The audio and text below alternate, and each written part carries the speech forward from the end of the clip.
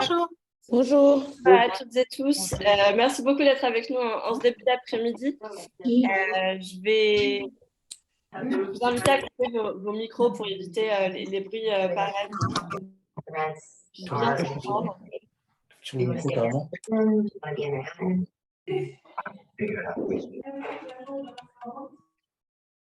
Hop, je me permets de le faire, que ce soit plus simple, comme vous êtes assez nombreux.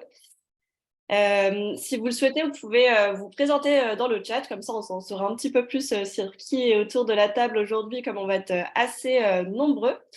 Pour information, le webinaire va être enregistré, donc vous aurez le replay du coup de disponible sur la chaîne YouTube Les Bons Clics, et de toute façon tout vous sera envoyé par mail d'ici les prochains jours. Donc, on va continuer d'attendre un petit peu tout le monde là jusqu'à les 14h01, comme on a un gros programme aujourd'hui. Et puis, on pourra se lancer sur ce sujet, sur cette heure qu'on va passer ensemble. Merci beaucoup à toutes les personnes qui se présentent dans le chat. Je vois qu'il y a des personnes d'un petit peu partout et puis avec des métiers différents aussi. Donc, c'est top. Super, plein de choses, des conseillers numériques et pas que, des formateurs,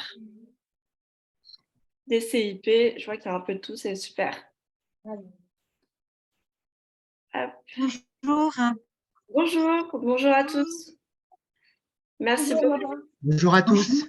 Bonjour.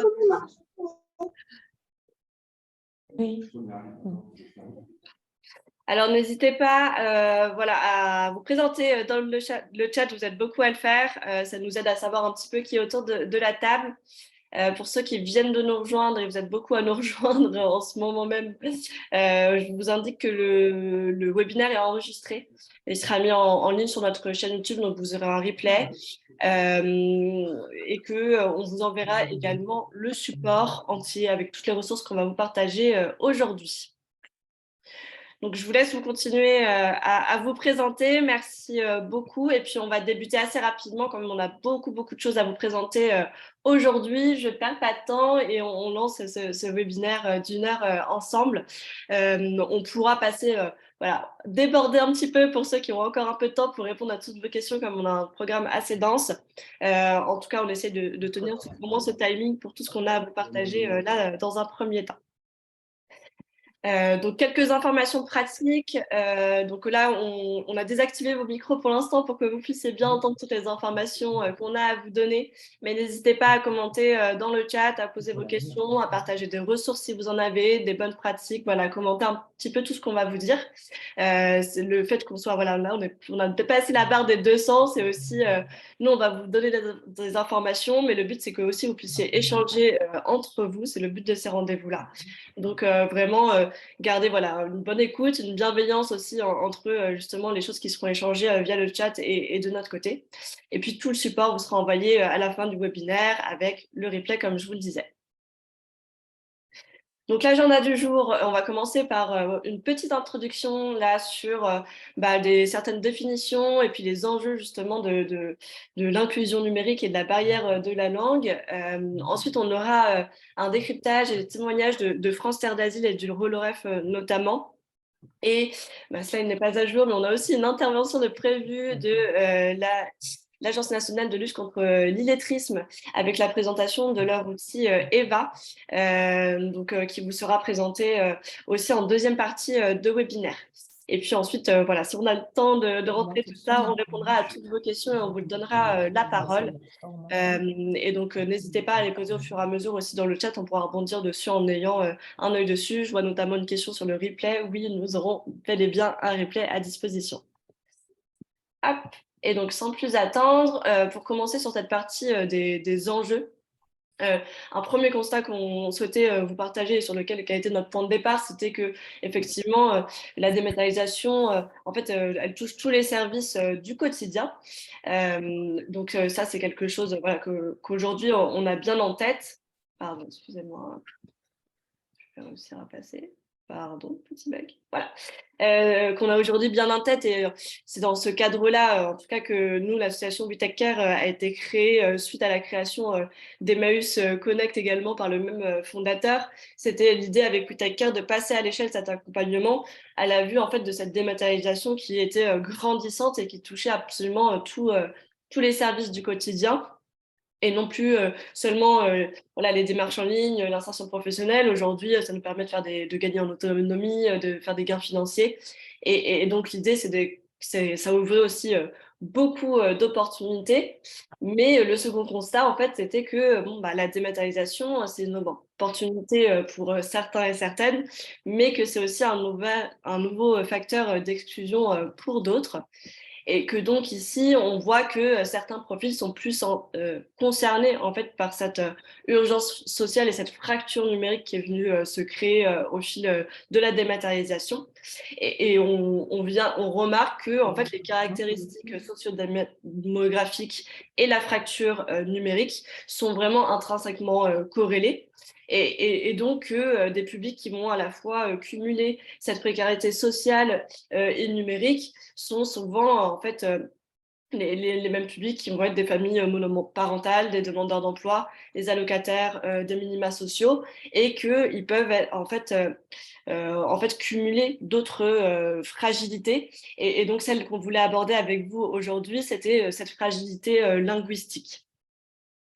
Et donc ici, pour vous rappeler justement qu'est-ce qu'on cache derrière un petit peu ce mot barrière de la langue, fragilité linguistique, en fait, il y a de multiples profils qui se cachent derrière ces termes. Et donc, on vous a remis ici quelques définitions, dont trois grandes principales catégories qui vont être l'analphabétisme, qui renvoie en fait à des personnes qui n'ont jamais été scolarisées, l'illettrisme, dont vous parlera bien mieux que moi, la NLCI aujourd'hui, mais qui renvoie à des personnes qui ont été scolarisées, mais qui n'ont pas acquis une maîtrise suffisante des compétences de base en lecture, calcul, pour être autonomes, en fait, pour faire des démarches simples. Et puis ensuite, on a les publics allophones, où là, ça va être des publics dont vous plutôt vous parlez, français d'asile, qui en fait se retrouvent confrontés à devoir apprendre une nouvelle langue ils sont nouveaux arrivants dans un pays. Et donc ces mots, ils viennent définir des situations qui sont très différentes. Et donc l'accompagnement sera aussi différent en face.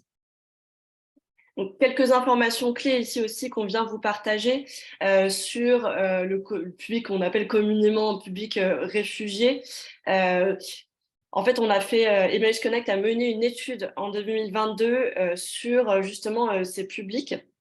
Et donc, ce qui en ressort, on vous a remis le lien sur les slides, mais c'est qu'en fait, c'est un public qui est majoritairement équipé justement en smartphone, qui s'équipe plus quand ils arrivent en France euh, pour en fait justement garder le lien aussi avec leur pays d'origine et donc qui en fait est assez connecté. La plupart ont justement se connectent tous les jours à Internet pour garder un lien avec leurs proches et effectuer certaines démarches aussi où c'est leur premier point de contact en fait qu'ils peuvent avoir avec justement les structures qui les accompagnent et autres. Et en fait, c'est aussi une population qui souhaitent monter en compétences. Donc là, via l'étude, Emmaüs Connect montrait que 83% des réfugiés qu'ils ont interrogés déclaraient vouloir vraiment se former à l'informatique, à la fois pour réaliser toutes ces démarches en ligne liées à l'administration française qui est aujourd'hui dématérialisée, mais aussi et surtout pour trouver un travail et pour avoir accès aux formations professionnelles. Donc ça, c'est des choses que vous pouvez retrouver dans l'étude dont on vous a remis le lien. Et donc, suite à cette étude avec Emmaüs Connect, en fait, ils ont développé tout un tas de ressources pédagogiques qu'on a mis en ligne sur la plateforme Les Bons Clics, donc, dont We Take Care gère justement les contenus et la diffusion. Et donc, on a créé avec Emmaüs une quinzaine en fait de modules que vous pouvez utiliser avec des trames d'animation, des formations interactives, des fiches résumées, certaines sont traduites sur justement la compréhension de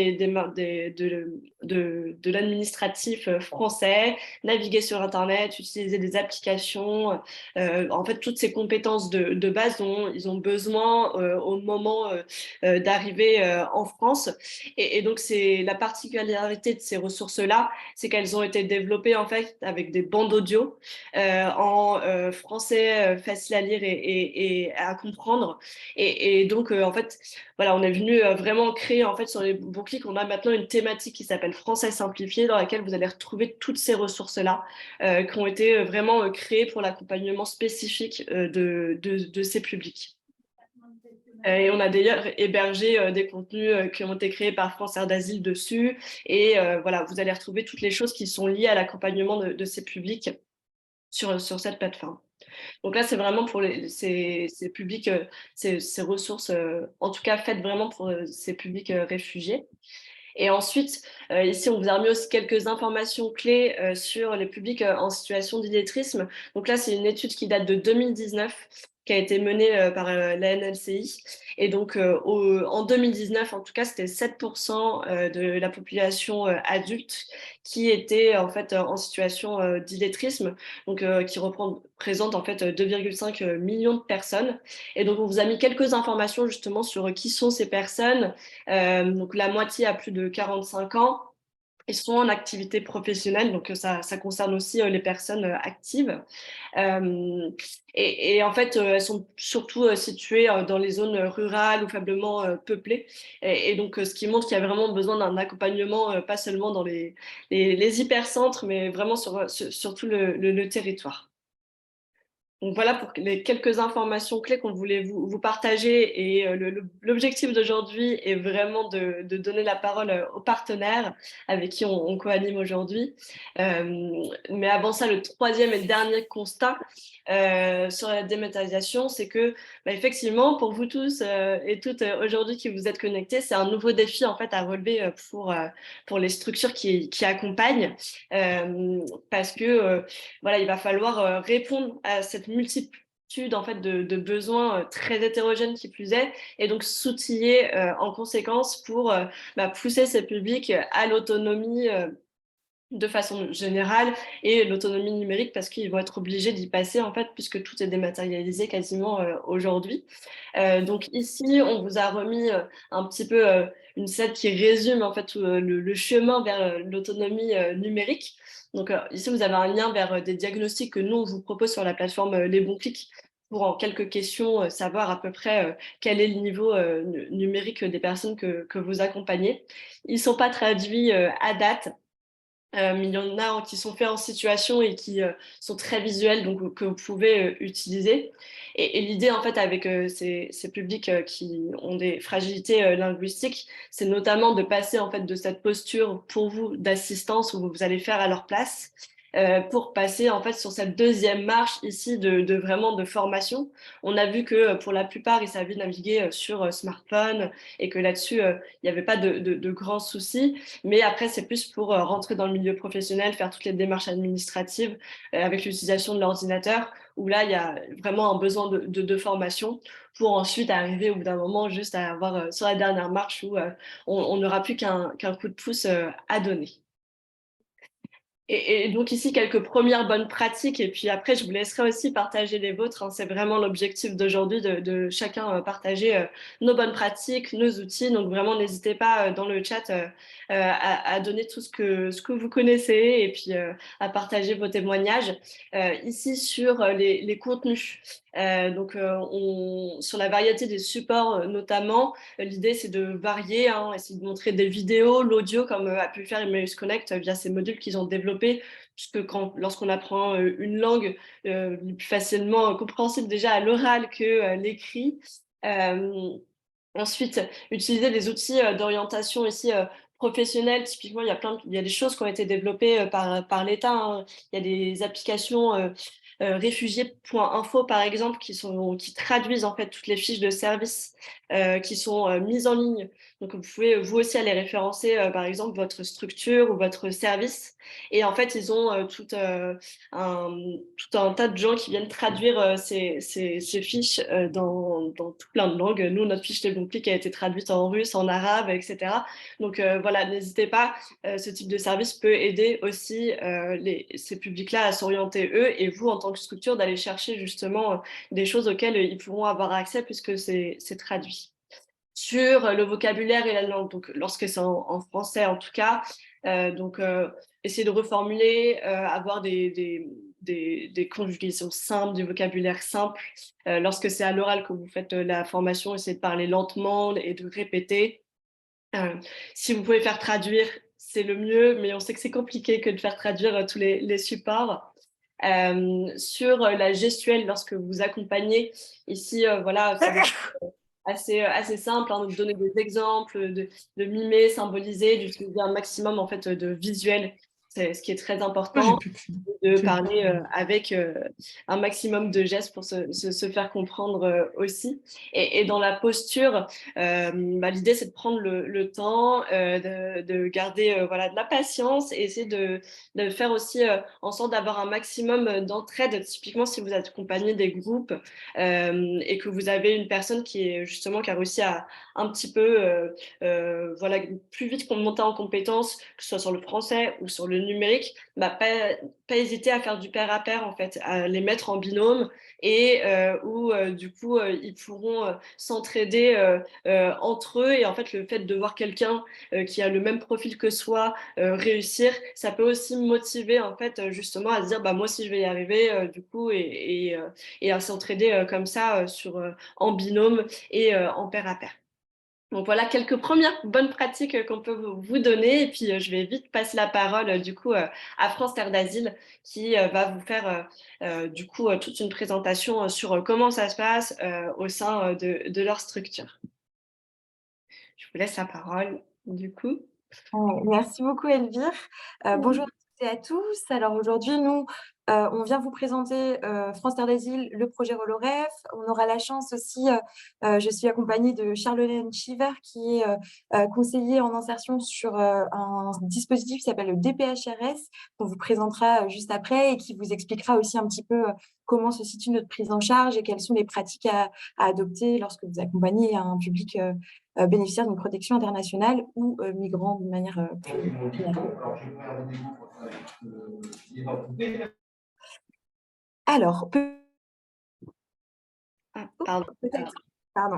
juste en première présentation, l'association France Terre d'Asile, vous la connaissez très certainement, mais c'est une association de loi 1901 qui date de 1971, et notre objet social partout, pratiquement partout en France, en tout cas dans 60 villes et 11 régions, c'est de promouvoir le droit d'asile et le droit des étrangers en France et en Europe, mais aussi d'accueillir, d'héberger, d'informer et d'accompagner ces migrants dits de droit, donc qui ont un droit au séjour, de conduire des projets d'intégration ensuite lorsqu'ils obtiennent une protection en France.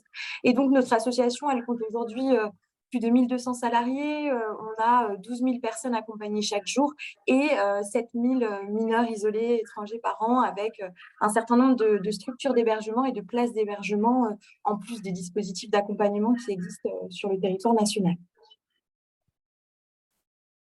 Alors, au sein de notre association, nous avons un centre ressources dans lequel je travaille, qui s'appelle Roloref, le réseau pour l'emploi et le logement des réfugiés. Alors, son nom est un petit peu hors de ce qu'il propose aujourd'hui, mais en tout cas, ce centre ressources, aujourd'hui, il est financé par le ministère de l'Intérieur et des Outre-mer et l'Union européenne. Et puis, nous avons ce rôle de soutenir les professionnels de l'intégration. Alors, par professionnels de l'intégration, on entend finalement tout professionnel qui serait en lien avec des bénéficiaires d'une protection internationale. Et c'est un centre ressources qui est 100% numérique, qui est à votre disposition, qui est libre d'accès. Il vous suffit simplement de vous y connecter.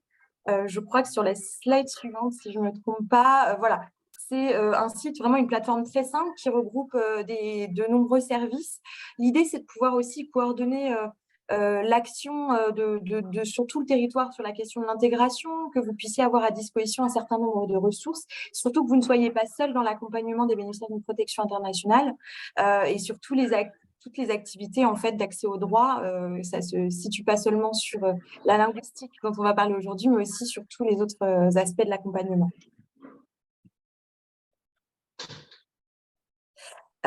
Sur nos activités, en fait, on en a un certain nombre. On va faire du soutien juridique et social, c'est-à-dire que vous avez la possibilité de nous solliciter sur des demandes d'appui juridique, de permanence juridique. On va participer à la montée en compétences des professionnels par le biais de formation, de sensibilisation, d'action, de mise en réseau des partenaires de l'intégration. On va proposer des ressources numériques via des fiches, des guides, des kits. On fait des petites vidéos. On essaye de vous proposer aussi des veilles juridiques et sociales sur le droit des bénéficiaires.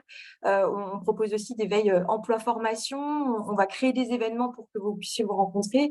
Et enfin, on a une page partenaire sur laquelle vous allez pouvoir retrouver les offres d'emploi et de formation, tous nos partenaires avec qui on est le plus en lien, et puis surtout toute l'offre de partenariats qui pourrait permettre de débloquer certaines situations dans l'accompagnement des bénéficiaires. Donc, n'hésitez pas à vous en saisir, c'est vraiment une plateforme qui est gratuite.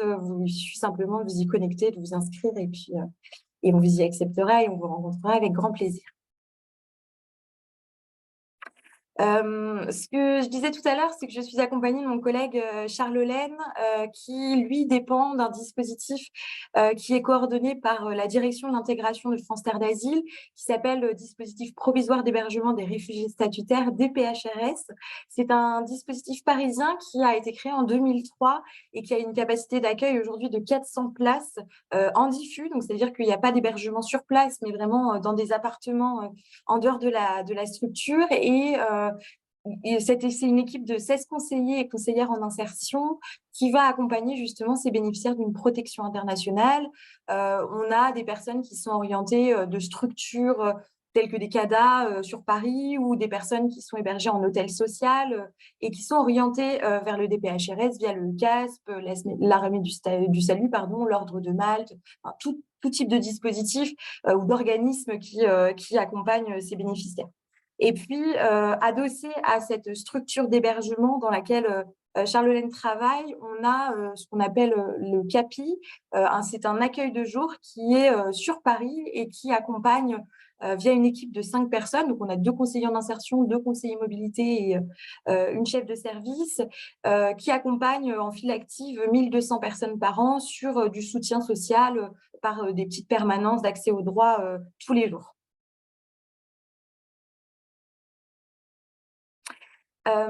Pour aborder la question de la linguistique, où il nous semblait quand même important de situer le cadre historique et d'essayer de comprendre aussi pourquoi est-ce que finalement en France, tous les services publics, tout ce qui entoure la vie administrative, en tout cas des bénéficiaires d'une protection internationale, est en français, en langue française, et pourquoi est-ce qu'il est parfois compliqué de comprendre ce type de fonctionnement. Sachez que, en tout cas, sur la question historique en France, longtemps, dans les régions en France, il y a eu des parlers régionaux. En 1539, François Ier va signer un premier édit qui va imposer la place du français dans les actes de justice et d'état civil.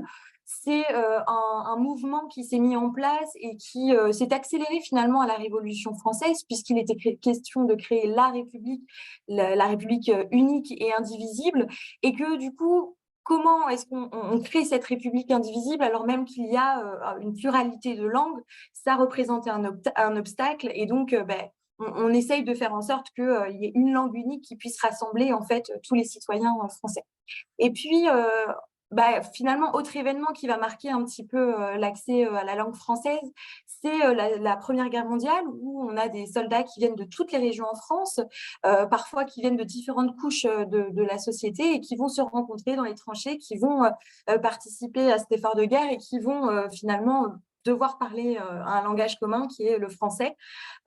Et puis cette unification finalement de la pratique langagière, elle va finalement s'accélérer dans les années 60 aussi, avec finalement l'accès généralisé à la télévision, et qui fait que tout le monde a accès au même contenu, et on commence à se positionner sur les mêmes pratiques langagières au fur et à mesure du temps.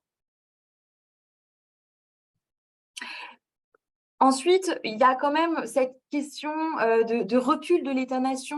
On a la construction européenne, la mondialisation, de nombreux échanges, et se pose quand même la question de l'importance du français, surtout en Europe, et de cette volonté aussi d'ancrer cette pratique de la langue. Et donc, en 92, dans la Constitution, on prévoit par l'article 2 que finalement, la langue française aura désormais un caractère global, qu'elle couvrira un certain nombre de droits. Et donc, il est inscrit dans la Constitution, la langue de la République est le français, de but en blanc. Et donc, cet article de la Constitution va s'appuyer sur une loi, la loi Toubon, et qui, dans son article 1, dit « Langue de la République en vertu de la Constitution. La langue française est un élément fondamental de la personnalité et du patrimoine de la France. Elle est la langue de l'enseignement, du travail, des échanges et des services publics. » Elle est donc désormais le lien privilégié des États qui constituent la communauté de la francophonie. Et donc, vous voyez, aujourd'hui, la langue française a ce fameux caractère global qui va couvrir un certain nombre d'aspects de la vie des personnes qui vivent en France et qui ont désormais, qui va couvrir tous les consommations jusqu'à l'enseignement, au service public, etc.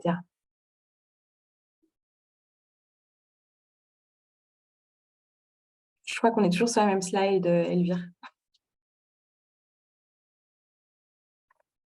Je viens de changer, c'est bon pour toi? Alors, je t'ai perdu. Je pense qu'on a un petit bug de connexion. Et en plus, on n'a pas la main. Ah, voilà. C'est bon? Ok, on a eu un petit bug. Aujourd'hui, aujourd'hui, c'est la DGLFLF.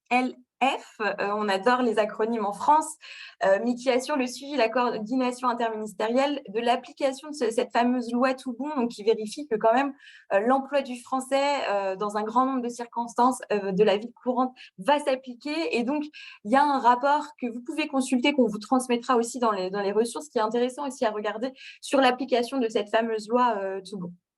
Mais peut-être sur la slide suivante, pour vous expliquer un petit peu, ça va s'appliquer.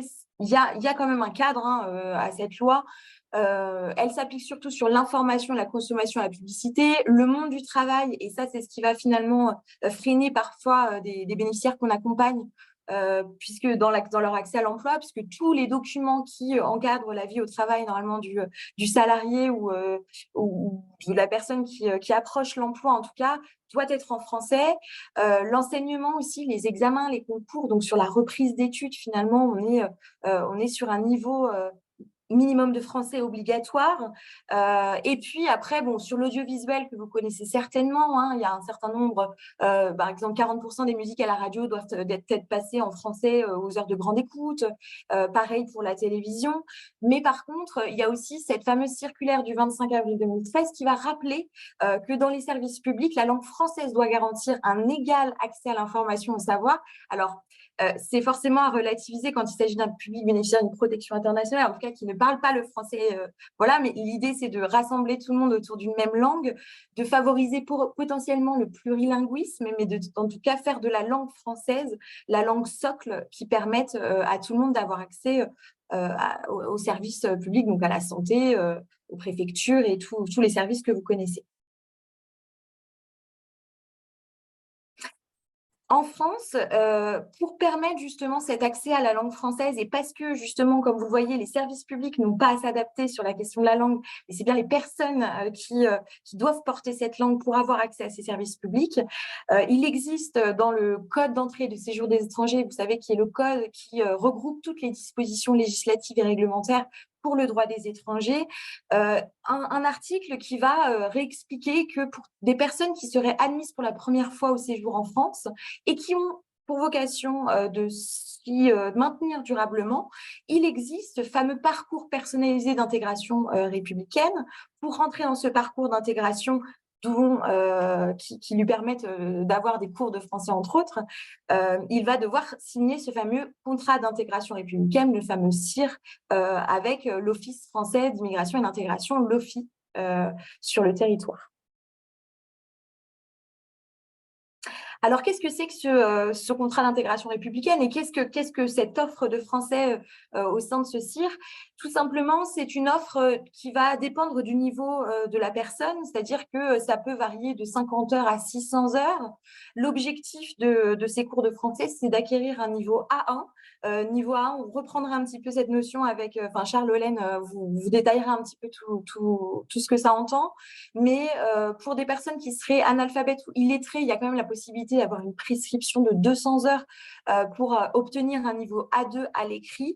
Et puis, on est sur une organisation à hauteur de 6 heures par semaine, 12 heures par semaine ou 20 heures par semaine pour des personnes qui ne travailleraient pas. Et lorsque les personnes travaillent et qu'elles ont la possibilité de présenter un justificatif, elles ont des cours qui peuvent être dispensés le samedi. Sinon, c'est tout le reste de la semaine.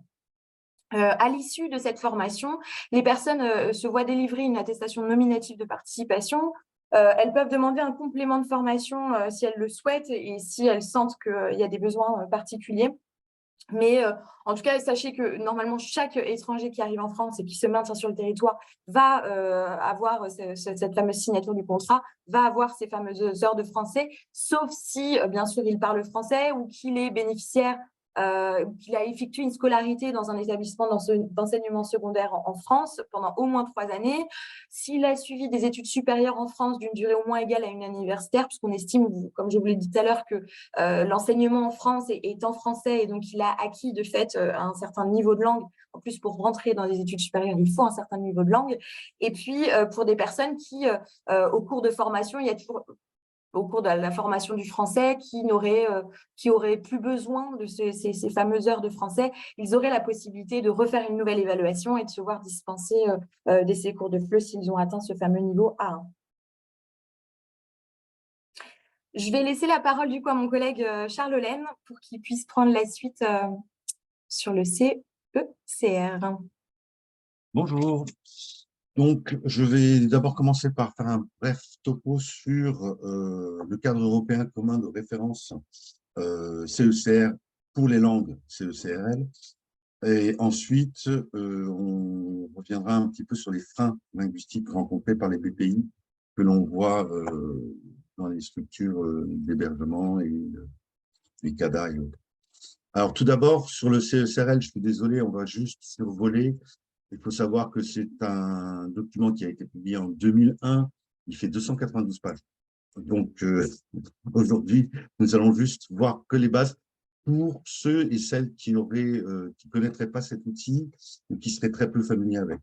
L'objectif, c'était de permettre au niveau européen de faciliter la mobilité des salariés en harmonisant les pratiques d'évaluation et d'enseignement de la langue. On peut passer à la suivante. Il s'agit en fait d'un nouveau système conceptuel de l'évaluation et de l'enseignement des langues qui en fait est basé dans ce qu'on appelle l'approche actionnelle, c'est-à-dire où on met en valeur les compétences linguistiques et dans une approche totalement holistique, globale. C'est-à-dire qu'en fait, il s'agit de faire de la langue un outil d'action qui permet d'agir. On analyse la langue et le savoir, les compétences des apprenants suivant un certain nombre de critères individuels, tels que le savoir-faire, donc savoir en pur, par exemple, langage en vocabulaire. En savoir-faire, c'est des compétences d'échange. En savoir-être, c'est-à-dire adapter son comportement en fonction des circonstances. Et très important pour notre public, le savoir-apprendre. Un bon nombre de personnes ne réalisent pas qu'ils ont en face d'eux des personnes qui n'ont jamais été scolarisées et qui, par conséquent, n'ont jamais appris à apprendre. Donc, avant de leur dire, c'est relativement simple, il suffit d'apprendre par cœur, il faut savoir que la notion d'apprendre par cœur ne revêt pas du tout les mêmes valeurs suivant les pays d'où ils viennent. En communication langagière, on a le niveau linguistique, donc tout ce qui relève de la grammaire, de la syntaxe, la pragmatique, c'est-à-dire la capacité à obtenir des choses et agir sur son environnement via la langue. Sociolinguistique et socioculturel sont deux domaines qui se croisent un petit peu, qui relèvent du niveau de langue et de l'adaptation du langage à son contexte. Cela va de où puis-je me rafraîchir et wesh, où sont les toilettes?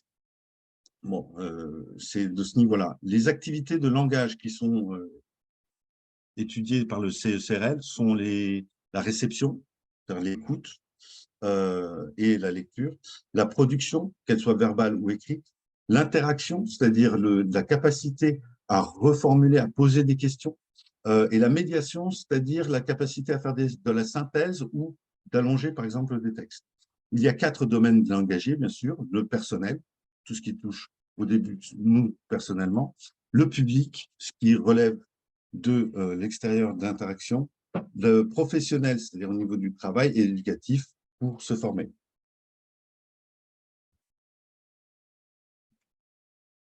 Alors, il y a 3 catégories de niveau de compétences, élémentaires, indépendants, expérimentés, qui sont nommés A, B et C. Je crois qu'à peu près tout le monde a vu les niveaux A1, A2, B1, B2, C1, C2.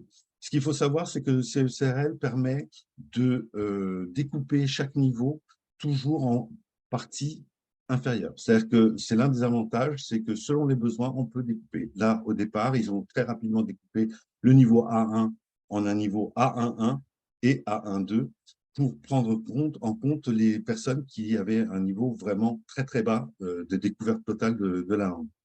Maintenant, ce niveau A11 est en train de devenir, est en train de basculer en pré-A1. C'est le terme qui est en train de se développer parce qu'en fait, la découverte pour les analphabètes et ceux qui sont en infra-A1, ils préfèrent vraiment le distinguer du niveau A1. Alors, la grande difficulté de ces termes-là, c'est de savoir à quoi ça correspond. Des francophones en français sont C2. Les anglophones en anglais sont C2 également. C'est une maîtrise de tous les paramètres de la langue, de tous les niveaux de langue possibles. Les francophones illettrés sont considérés B1 par l'OFIE. Généralement, ils peuvent obtenir 200 heures de cours pour retravailler un petit peu le français écrit. Le niveau seuil requis pour tout ce qui est des formations qui vont relever du niveau CAP à peu près demande et exige un niveau de maîtrise B1 à l'écrit. Les analphabètes non francophones sont niveau A1. C'est la découverte et c'est là où sont prescrits les 600 heures. Dit autrement, concrètement parlant, pour l'anglais, pour nos enfants en anglais, à l'école primaire, ils étudient au niveau A1. Au collège, ils font du A2 jusqu'au B1 en langue seconde, je dis anglais parce que c'est réflexe, mais la première langue qu'ils apprennent étrangère, c'est du niveau A1 à B1. Et au lycée, bac, ça va être B1 et B2. Là-dessus, on évalue 3 compétences. Il s'agit de comprendre, de parler et d'écrire, que ce soit à l'oral ou à l'écrit. Parler en échange avec quelqu'un dans une conversation ou s'exprimer en continu comme je suis en train de le faire. Tout cela, lorsqu'on le combine, aboutit à ce fameux tableau que beaucoup de personnes ont vu. Je vous rassure, je l'ai fait en tout petit parce qu'on ne va pas rentrer dedans. Le truc essentiel qu'il faut savoir, c'est que chacune des cases s'exprime en termes de je peux faire. Il s'agit d'une compétence. Le nombre de cases, en fait, lorsqu'on se réfère au CECRL complet, comprend 1800 cases. Donc, si vous êtes intéressé, c'est absolument passionnant. Vous pouvez aller sur le site qu'on vous mettra dans la webographie pour découvrir un petit peu tous les paramètres et tous les différents niveaux. Voilà en gros ce qu'on peut dire sur le CECRL. Sur ensuite les freins linguistiques. Les premiers que nous, on constate vis-à-vis des BPI, c'est qu'ils posent un problème sur l'accès aux droits civils et sociaux. Tous les sites tels que l'assurance maladie, allocation familiale, Pôle emploi, la préfecture, les impôts requièrent en général un niveau A2+, voire B1 minimum à l'écrit. Et sur les smartphones qu'ils ont très souvent, les démarches ne sont pas forcément les mêmes et c'est souvent même un petit peu plus compliqué parce que visuellement, tout est restreint, donc l'étalage ne se fait pas de la même façon. De plus, ça demande une culture de logique administrative qu'ils n'ont pas forcément. Ils sont dans d'autres pays où l'administratif, la paperasserie que l'on aime tant en France, n'existe pas forcément. On le voit notamment quand ils viennent avec leur bout de papier plié en 3, en 4 dans les enveloppes c'est totalement typique. Une des choses que l'on peut faire à ce niveau-là, c'est de les aider et se poser à étaler leurs papiers et reconstruire, et leur montrer ce que c'est qu'un dossier, avec des chemises et les aider à mettre en ordre pour leur faire comprendre. Encore une fois, il s'agit d'apprendre à faire, parce que bon nombre ne savent pas. De plus, par rapport aux droits sociaux, il y a souvent, on est confronté à des problèmes de saturation de services avec des interlocuteurs qui sont peu disponibles, on doit attendre une demi-heure pour les avoir au téléphone, et qui souvent ne connaissent pas les droits des BPI, parce que ce n'est pas le droit normal. Donc, il faut vraiment préparer en amont, généralement, et être prêt à apprendre aux interlocuteurs qu'on a quels sont les droits réels, ce qui rend les choses un peu plus difficiles. En termes d'accès au numérique, il y a très peu, en fait, ont des ordinateurs. Et il y a aussi un problème d'électronisme, c'est-à-dire qu'ils ne savent pas utiliser. Et je crois que ça, avec la langue, ce sont les deux plus gros freins que l'on rencontre au quotidien. Parfois même, c'est compliqué pour nous, quand on doit faire les démarches sur smartphone, de voir où est-ce qu'ils en sont.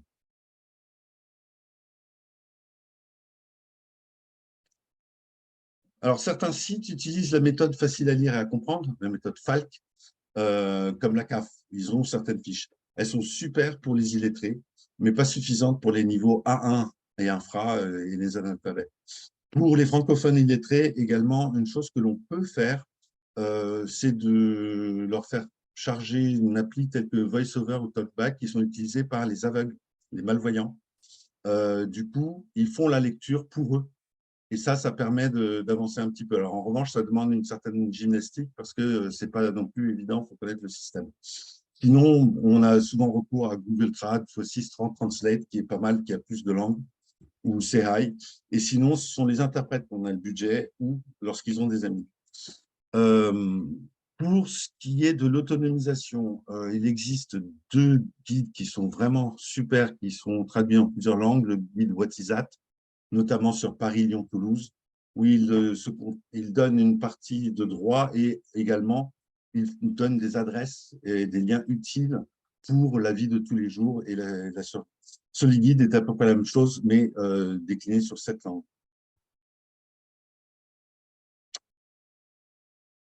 Alors, les freins linguistiques induisent forcément des difficultés d'accès à l'emploi, puisque les employeurs en dessous de B1 ont souvent du mal, ont peur de faire confiance et pensent avoir de gros soucis. Peu réalisent que, en fait, bon nombre des BPI sont extrêmement débrouillards et sont assez communicatifs, que bon nombre sont capables à fonctionner dans l'emploi dès le niveau A2 sans aucun problème. Donc là, il y a une véritable difficulté. L'écrit et le calcul sont souvent aussi posent souvent de gros problèmes parce qu'il y a une exigence de niveau minimum qui n'est pas toujours acquis. Et de là, il devient très, très difficile, sans emploi, d'obtenir un logement. Donc, des parcours de rue, des personnes qui restent en centre d'hébergement pendant très longtemps. Et c'est là que le champ de l'IAE vraiment est un secours inespéré, où là, on a des employeurs qui, eux, n'hésitent pas à embaucher, même à des petits niveaux, et en plus de ça, proposent des cours de renforcement, notamment en linguistique. L'autre avantage, c'est que ça permet également aux gens de pouvoir sortir un petit peu de chez eux et d'être au contact du français au quotidien, qui est la meilleure leçon que l'on puisse prendre. Ensuite, sur les soins, il y a de réelles difficultés, notamment des difficultés culturelles. On n'adresse pas la maladie de la même manière en France que dans les autres pays. L'un des bons réflexes à avoir, notamment ce qui concerne la santé mentale, s'il y a des difficultés, est de poser carrément la question, c'est mais comment est-ce que vous faites face à ce type de problème dans votre pays, histoire de savoir d'où part la personne. Parce que les pratiques ne sont pas les mêmes et souvent, il faut lever un certain nombre de freins pour pouvoir orienter ensuite. De frein linguistique qui est associé, c'est que à partir de difficultés à expliquer les symptômes, difficultés à expliquer les soins, en réalité, peu de centres médicaux, de médecins ou de pharmacies ont recours à un interprète. Donc, régulièrement, il y a tout un parcours du combattant là-dessus. À savoir, les PMI et les CMP ont un budget de traduction. Ils n'aiment pas trop y avoir recours parce qu'il est un peu limité, mais enfin, il faut savoir que normalement, c'est de droit.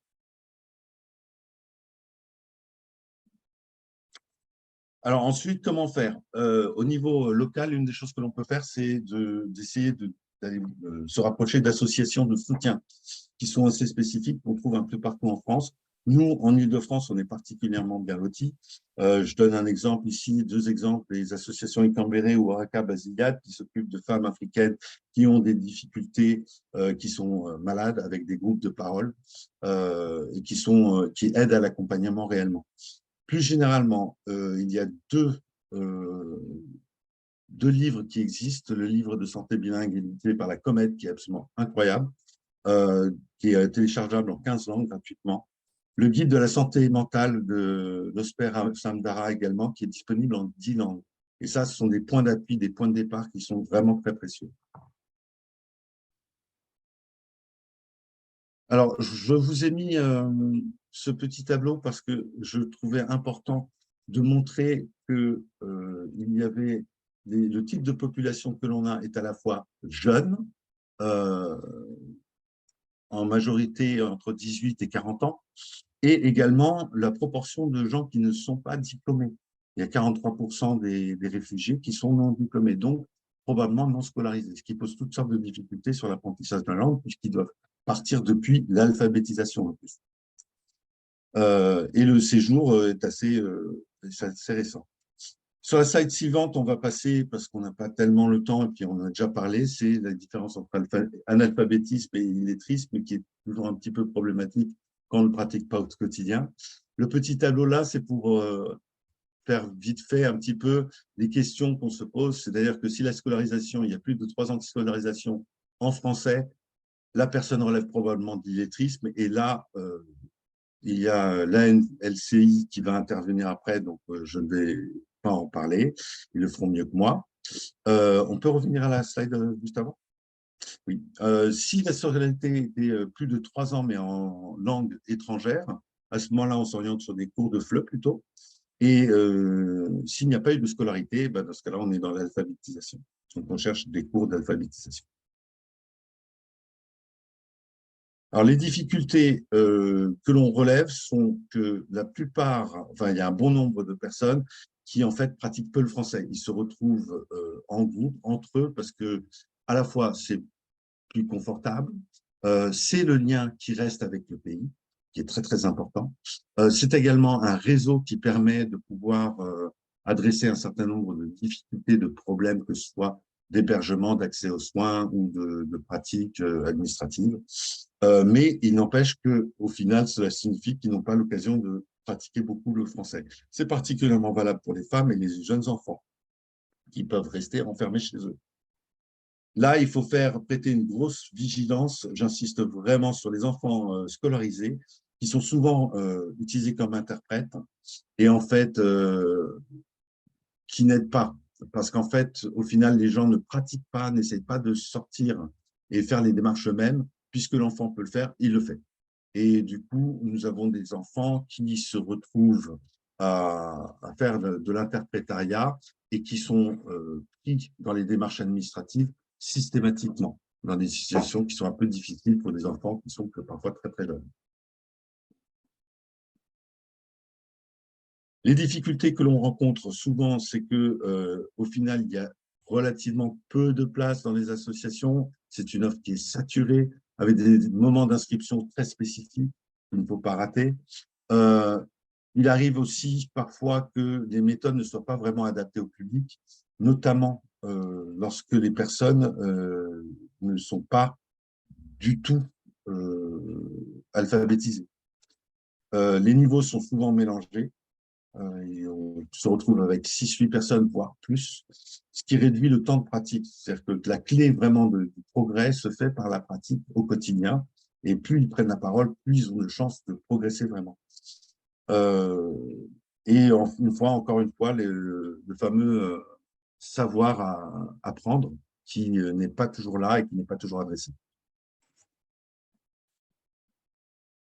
Je vais devoir laisser la parole à NLCI si ça vous va, comme il nous reste 10 minutes. Oui. En tout cas, en plus, elle est citée sur cette slide, donc c'est parfait comme transition. Ça. Merci beaucoup pour toutes ces informations qui permettent en fait de savoir comment est fait l'apprentissage du français, qui est un prérequis vraiment pour aller faire toutes les démarches numériques en fait derrière. D'où le fait qu'on voulait faire vraiment un gros focus là-dessus aujourd'hui.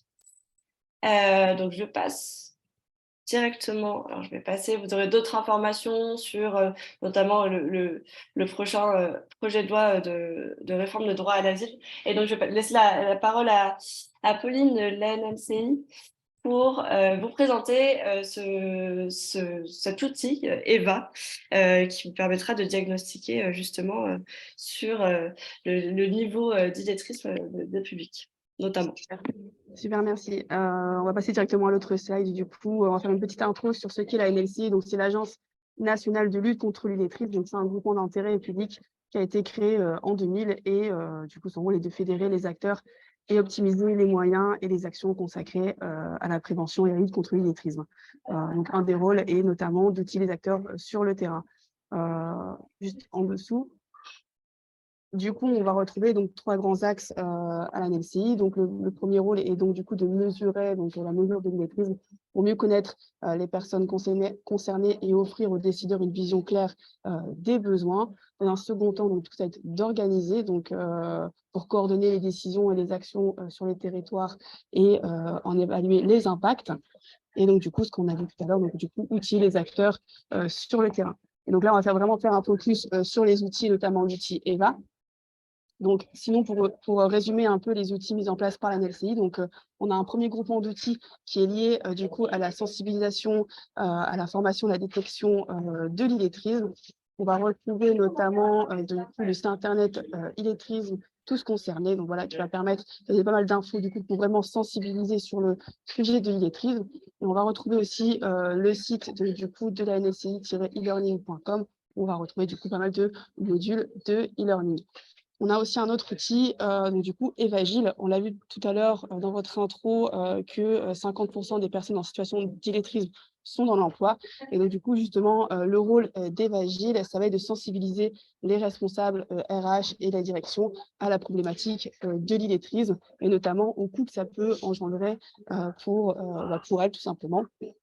À la fin, elles vont avoir un petit questionnaire qui va permettre donc du coup d'évaluer, de donner des statistiques sur les personnes qui peuvent potentiellement être concernées dans leurs entreprises et elles seront derrière mises en relation avec les OPCO. Voilà. Et donc du coup, l'autre groupement d'outils qui est lié donc au repérage et la détection donc de l'illettrisme. On va retrouver donc nos 2 outils EVA et EVACOB. Donc, on va descendre juste en dessous. Là, on va vraiment faire un focus sur ces 2-là, et notamment sur EVA plus précisément. Donc, du coup, je les ai mis face à face pour bien expliquer la différence entre les deux. Avec EVA, on va faire une préévaluation simple et rapide des compétences de base. Ça va permettre de détecter des situations d'illettrisme et aussi, du coup, de faire une préévaluation des compétences de base, mais également des compétences transversales. Et c'est là, on va voir juste après que c'est hyper intéressant. Ça va durer à peu près 1 heure, c'est très ludique, c'est sous forme de mini-jeu. Et c'est pour cette raison notamment que EVA est majoritairement mobilisé en entrée de parcours par les structures de l'accompagnement, comme les missions locales, les pôles emploi, etc. Elles vont pouvoir faire un état des lieux, à la fois des compétences de base et des compétences transversales. Si derrière, la personne va aller plus loin dans l'évaluation des compétences de base, on va utiliser l'outil EVACOB. Avec EVACOB, on va évaluer beaucoup plus finement les compétences de base. Et c'est notamment pour cette raison que EVACOB est majoritairement mobilisé par les organismes de formation. Là, je vais vraiment faire un focus sur EVA, qui est très utilisé pour plusieurs points. Donc, dans quel cas utiliser EVA, donc, du coup, pour détecter des situations d'illettrisme. Comme je l'ai dit, c'est un outil très ludique, sous forme de mini-jeu. L'utilisateur va passer de bâtiment en bâtiment pour évaluer ses différentes compétences. Donc, du coup, voilà, c'est une préévaluation vraiment très, très simple et très rapide. Ça va permettre, du coup, de dédramatiser des situations d'illettrisme grâce aux compétences transversales. Avec EVA, on va évaluer à la fois les compétences de base et les compétences transversales. De ce fait, même si on détecte une situation d'illettrisme, on va pouvoir rassurer la personne vis-à-vis de ses compétences en lui disant qu'elle a aussi des compétences transversales et que ces compétences transversales sont recherchées dans tel ou tel type de métier et qu'il faut juste refaire une remise à niveau au niveau des compétences de base. Du coup, ça va permettre de valoriser et remobiliser les personnes qui n'ont pas confiance en leurs compétences et notamment, du coup, de fournir du vocabulaire aux personnes pour parler d'elles et de leurs compétences, notamment lors de la rédaction de leur CV ou lors du passage d'entretien. Et donc, du coup, ça va permettre aussi, du coup, d'échanger avec les personnes sur leurs expériences, leurs appétences ou réticences vis-à-vis de certaines tâches ou secteurs professionnels et de vérifier l'adéquation entre un projet qui soit pro ou formation et les compétences maîtrisées. J'essaie d'aller assez rapidement pour pouvoir aller au bout. Du coup, comme je l'ai dit avec Eva, on va évaluer à la fois les compétences de base et les compétences transversales. C'est sous forme de mini-jeu. Vous voyez à l'écran, l'utilisateur va passer de bâtiment en bâtiment pour évaluer ses différentes compétences. Il va d'abord évaluer ses compétences transversales, puis les compétences de base. Mais si vous souhaitez, il est possible de faire uniquement le parcours compétences de base ou le parcours compétences transversales. J'ai mis deux exemples d'exercices juste en dessous. Donc, on va avoir un premier exercice, notamment pour l'évaluation des compétences transversales. Donc là, on va mesurer la vitesse d'exécution. L'objectif, voilà, sur ce mini-jeu, ça va être de prendre les bonbons et de les placer en fonction de leur forme et de leur couleur en les plaçant dans le bon casier. Et un exemple d'un exercice de compétences de base qu'on voit juste après, c'est l'exercice du coup livraison. Là, l'utilisateur va se mettre dans la peau d'un livreur et il va devoir organiser sa tournée de livraison. Et lors de cette tournée, il va rencontrer différents obstacles et donc du coup, il va devoir répondre aux différentes questions, comme on voit ici à l'écran. Vous avez 5 jours pour livrer 210 colis. Combien allez-vous en devoir en livrer sur une journée? Voilà, donc du coup, l'utilisateur va devoir choisir la bonne réponse et valider. Donc, on a vu 2 exercices, il y en a 8 au total de mémoire, voilà. Mais c'est pour la présentation, pour vous montrer un peu à quoi ça ressemble. Il y en a beaucoup plus. Et ce qui est intéressant aussi, du coup, avec Eva, c'est sur la partie restitution des résultats. Alors, il faut savoir que l'utilisateur n'a qu'une restitution partielle de ses résultats. Le but est toujours de valoriser l'utilisateur, donc il va avoir uniquement la restitution de ses compétences transversales et de ses 2 compétences transversales les plus maîtrisées. Et suite à ça, la slide juste après, il va avoir ces 2 compétences maîtrisées et pour chaque compétence maîtrisée, il va avoir une liste de métiers associés, vous le voyez à droite, où ces compétences sont recherchées. Et on a mis en avant, du coup, les métiers en tension qui sont, du coup, soulignés. Voilà, donc là, côté utilisateur, il ne voit que ces 2 compétences transversales les plus maîtrisées. Et côté pro, vous allez avoir les résultats dans leur intégralité et ça sera à vous de faire du coup la restitution. Donc vous allez avoir dans un premier temps la restitution des compétences transversales. Ces compétences transversales sont affichées par ordre de maîtrise. Donc on voit qu'il y a une jauge qui définit le niveau. Au niveau des compétences transversales, du coup, évaluées, c'est la slide juste après. On va retrouver... Ah bah non, je ne l'ai pas, mais c'est pas grave. On va retrouver la vitesse d'exécution, comparaison et tri, vigilance et contrôle, etc. Donc du coup, voilà, on va retrouver les différentes compétences transversales. Et juste après, vous allez avoir la restitution des compétences de base. Et ce qui est hyper intéressant avec... Ce qui est intéressant du coup avec Eva, c'est qu'en un coup d'œil, vous allez pouvoir voir si la personne est en situation d'illettrisme ou non. L'encadré de couleur que vous voyez juste en haut va déterminer le niveau de la personne. Merci beaucoup. Excusez-moi. Et donc du coup, sur la slide juste en dessous, cet encadré de couleur, donc s'il est de couleur orange, c'est que la personne est en potentielle situation d'illettrisme ou FLE. Si l'encadré est de couleur bleue, c'est qu'à un niveau intermédiaire. Et si l'encadré de couleur vert, c'est que la personne a un niveau en compétences de base suffisant pour passer une certification, comme Cléa par exemple. Alors, ça ne veut pas dire qu'elle aura forcément la certification, mais que son niveau en compétences de base est suffisant. Voilà, et juste en dessous, du coup, vous avez, de cet encadré, le détail des sous-compétences en français et mathématiques. Voilà, donc là, c'est une présentation assez succincte de l'outil, mais il faut savoir qu'on organise des webinaires toutes les semaines si vous souhaitez assister, où on voit l'outil vraiment de façon beaucoup plus complète. Voilà. Super, merci beaucoup pour cette présentation. Super si vous faites des webinaires en plus toutes les semaines pour faire des démonstrations plus en détail, effectivement. Et donc pour conclure, j'ai vu qu'il y avait pas mal de réactions dans le chat sur les outils. On a préféré aujourd'hui vraiment passer du temps sur le décryptage des enjeux et sur les outils. Vous avez toute une partie ici qui vous donne accès en fait justement à des choses pour vous équiper avec encore des décryptages sur le média Les Bons Clics, aussi des choses pour pouvoir créer un espace numérique. Si vous en êtes à ce stade-là dans votre structure, comment aussi équiper en fait vos publics avec des smartphones à prix solidaire et des connexions à prix solidaire. On a des décryptages dans le média Les Bons Clics sur justement toutes les solutions qui sont à disposition via Emmaüs Connect, des choses en reconditionné, etc. Tout plein de choses avec lequel vous pouvez avoir accès et donner accès à vos publics sur tout ce qui est partie équipement et connexion. Et ensuite, pour l'accompagnement, donc au-delà de toutes les choses que vous ont présentées France Terre d'Asile et la NNCI, vous allez retrouver tout plein de choses sur les bons clics en fait qui ont été développées en partenariat avec Emmaüs Connect. Donc déjà des choses sur de façon générale, hein, sur les bons clics, on part des compétences numériques de base, puis après, pour aller vers des choses plus liées à l'insertion professionnelle et puis tout ce qui est lié au quotidien. Et en fait, on a développé beaucoup de choses, et notamment ce guide sur l'accompagnement des publics primo-arrivants et ou allophones, et où à l'intérieur, on est venu référencer tout un tas d'outils, donc des sites internet, des applications mobiles, des formations en ligne, des conseils et bonnes pratiques, des fiches résumées, justement qui viennent recentrer et, au même endroit en fait tous ces outils qui sont à votre disposition pour accompagner sur ces sujets.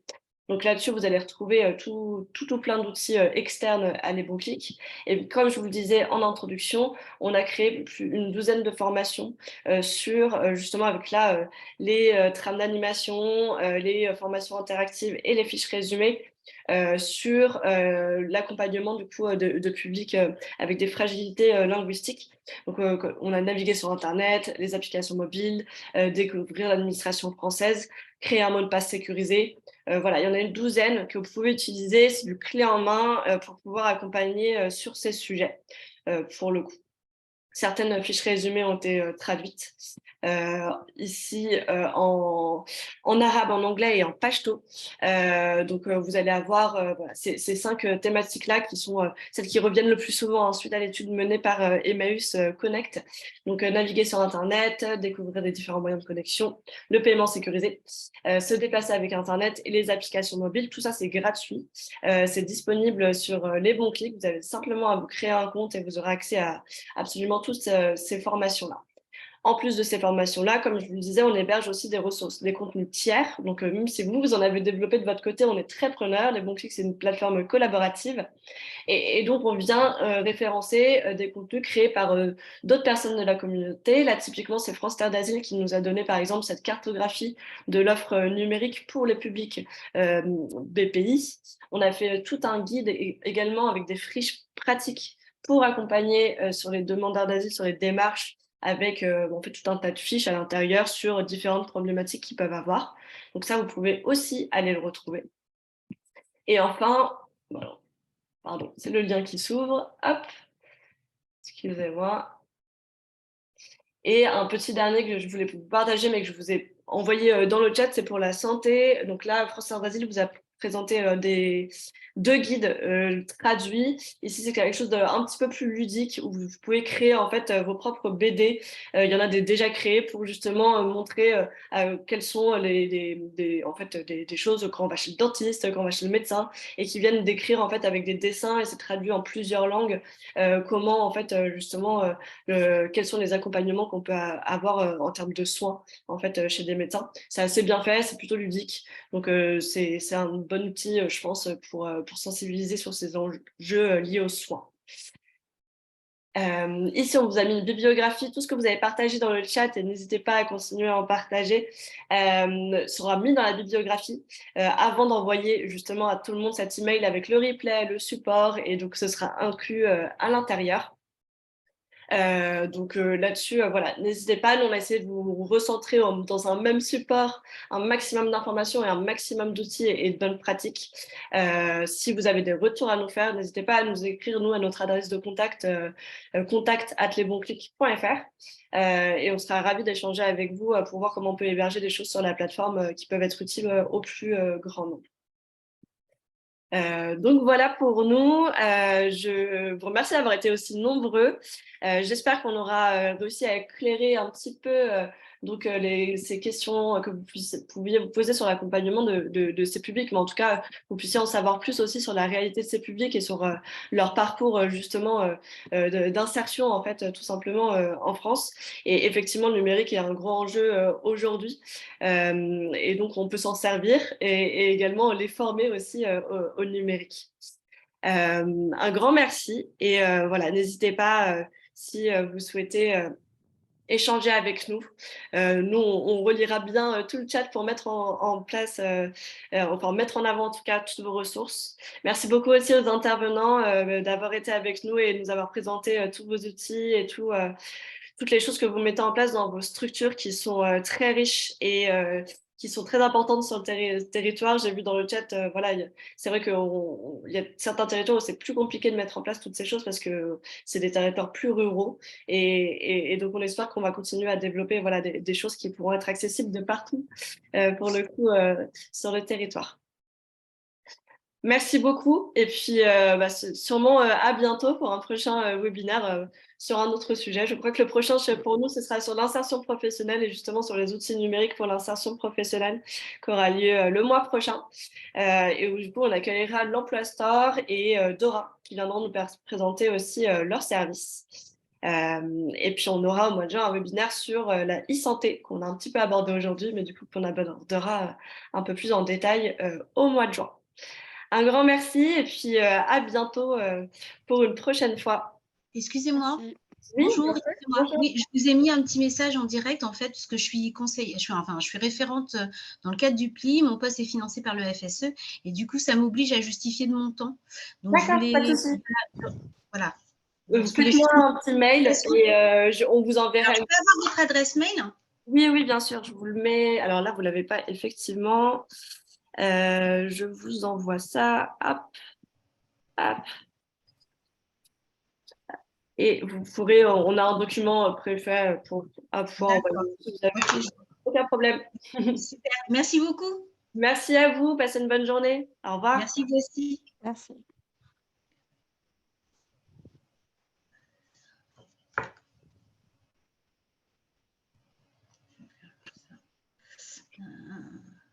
Copie.